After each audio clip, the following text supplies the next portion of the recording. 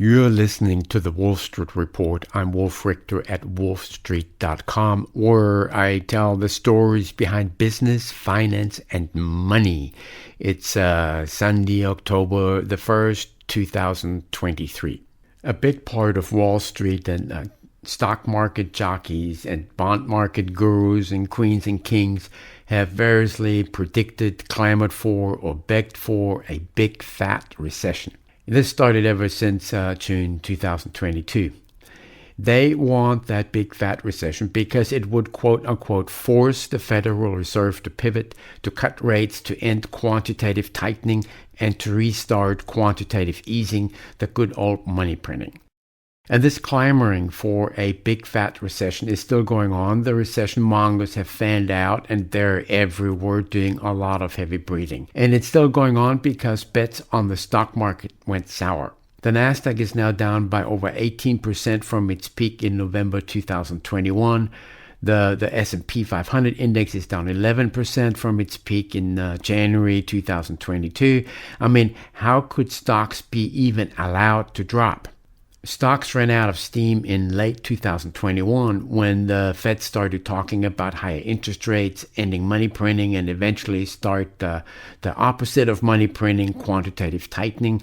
And by the time money printing ended and the Fed hiked its policy rates in March 2022, stocks had already dropped a bunch. They didn't drop because the economy was bad. Far from it. They dropped because money printing and interest rate repression had fueled this huge run-up since 2009. Free money makes all things possible. In 2018, the Fed gingerly engaged in quantitative tightening, and the S&P 500 dropped nearly 20%. So we know that works. Stock prices balloon under money printing and deflate under quantitative tightening. That has by now been established. This was further confirmed by another bout of that in March through July this year. In March, several regional banks collapsed, not because the loans went bad, which was the problem during the financial crisis, but because bond prices had plunged because market yields had soared, which scared the bejesus out of their depositors, who then yanked the money out, creating the biggest, fastest run on the bank ever. And the banks were history in no time, and other banks were getting lined up against the wall to be shot as well. And so the Fed and the FDIC stepped in to bail out depositors, not investors. Investors got dismembered. And for the Fed, it meant throwing about $400 billion in short-term liquidity at the banking system in no time. And that $400 billion in liquidity had the effect that stocks suddenly rocketed higher. But the Fed continued shedding its securities, and then it drained out the liquidity that it had sprayed at the banks, and this turned into the fastest quantitative tightening ever.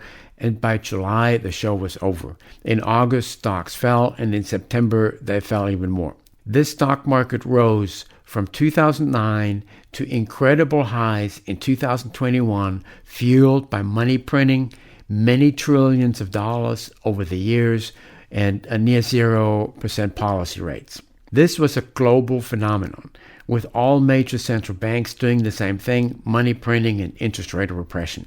But then the worst inflation in decades kicked off in 2021, and eventually central banks responded to put a lid on it. And so here we are, massive global QT and much higher rates promised for much longer. The Bank of Japan is the only exception, and the U.S. economy is still plugging along just fine. At these astronomical levels of the stock market, still astronomical despite the decline so far, stock prices cannot handle quantitative tightening. Stocks had been driven higher by money printing, and now we have the opposite, global quantitative tightening, and stocks are heading lower. That's why Wall Street is clamoring for a big fat recession. They're hoping it would force the Fed to end QT and restart QE. But the Fed is battling inflation, and it now has also figured out possibly what its asset purchases, its money printing orgy, have accomplished, and it lost its appetite for it. And bets on the long-term bonds have turned horribly sour. Just look at long-term Treasury bond funds to see the carnage. Those were marketed as a conservative yield investment. The iShares 20-plus year Treasury bond ETF with the ticker of TLT is down nearly 50% from the peak in August 2020, which marked the peak of the 40-year bond bull market, which had turned into a bond bubble. Since then, bond yields have risen and bond prices have fallen. Back in mid-August 2020, the government sold 30-year Treasury securities at auction at a yield of 1.4%. Now the 30-year yield is 4.7%, and those 30-year Treasuries that these investors bought back in August 2020 have now lost about half their value in the market. Investors won't have a capital loss if they hold these securities to maturity in August 2050, and they'll collect 1.3% in interest every year along the way. But if they try to sell today, they will lose 50%. New investors might like to buy those bonds because now they come with much lower prices and a nice 4.5% yield, but investors that bought those bonds 3 years ago are now getting crushed. At the same time, short-term Treasury bills have gotten very popular with the high yields, now at around 5.5%, and they're a small downside. But investors in long-term Treasury securities and corporate bonds, they've gotten crushed. For bond fund managers, this is a horror show. That's why they're clamoring for a big fat recession. They want the Fed to cut rates and end quantitative tightening, and they want the Fed to restart money printing so that the bond funds can recover. But the Fed is fighting the worst inflation in decades, which was in part caused by the Fed's own monetary policies of years of money printing and interest rate repression. Commercial real estate acts the same way as bonds. When yields rise, prices of fixed income instruments and commercial real estate fall. By definition, that part is inevitable. Commercial real estate is in trouble. CRE investors are losing their shirts, just like holders of long-term bonds.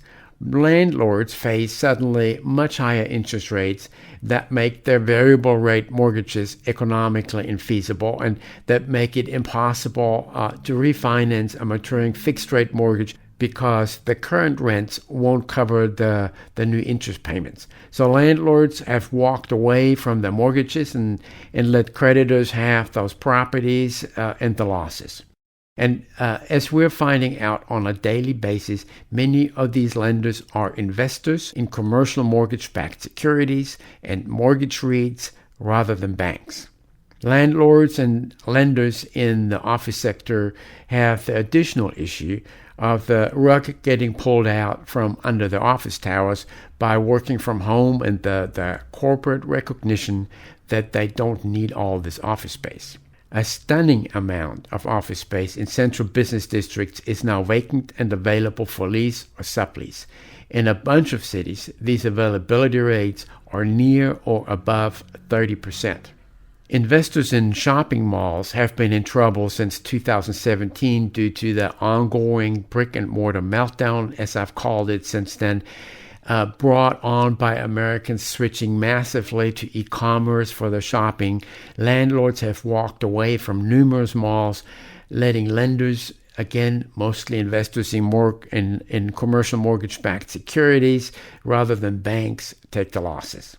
Even the biggest retail landlords, Simon Property Group and Brookfield, have walked away from malls, and Westfield is getting rid of its entire portfolio of malls in the United States, either by walking away or by selling them.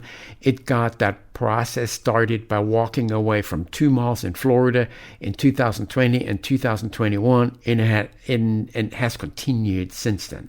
But don't blame the economy. Bonds and stocks are not dropping because the economy is bad. The economy has been muddling through at about the pre-pandemic pace, and in the third quarter, it appears to have picked up some steam. Unemployment rates and unemployment claims are near historic lows. Tech hiring resumed despite the breathless news coverage about layoffs that sort of fizzled out early this year. Consumers have been surprisingly eager and able to spend money, and they're out spending inflation despite much higher interest rates. They've gotten the biggest pay raises in 40 years, and they're working in record numbers, and they're now earning lots of interest on their trillions of dollars in CDs, savings accounts, money market funds, and treasury bills, and they're spending money hand over fist. I've been calling them the drunken sailors all year. Businesses are investing and spending, and the government is perhaps the biggest drunken sailor of them all, with its gigantic $2 trillion deficit spending during what are the good times. So the economy has been plugging along at a pretty decent pace, and it seems to be accelerating. But prices of stocks, long-term bonds, and commercial real estate have dropped. They have dropped because there has been an epic change in the regime of monetary policies. For stocks at these still ridiculously high levels, QT is toxic. Stocks need money printing to rise from here. They got $400 billion this spring from the Fed, and stocks jumped. And then the Fed drained these $400 billion back out, and it drained another $300 billion plus out since then. And it continues to drain liquidity and shed assets from its balance sheet, and stocks have been swooning since early August. There is a direct connection between asset prices and money printing. And a lot of QE for about 13 years off and on inflated stock prices beyond recognition. But even modest amounts of QT, as we've seen in 2018, caused stock prices to tank. Back then, inflation was at or below the Fed's target. It was easy for the Fed to end QT, but now there is a lot of inflation, and the whole game has changed, and all prior assumptions are out the window, and now there is a lot of QT, and so stock prices are deflating and other asset prices are deflating, and there is no magic here. There was no magic in the run-up of stock prices either. It was QE, and now there is QT, and it's no magic either. Those are the fundamentals of the stock market now, QE or QT, until stock prices get down to some reasonable level when other fundamentals start playing a role again. Thank you for listening to The Bitter End. I'm Wolf Richter at WOLFSTREET.com, where I tell the stories behind business, finance, and money.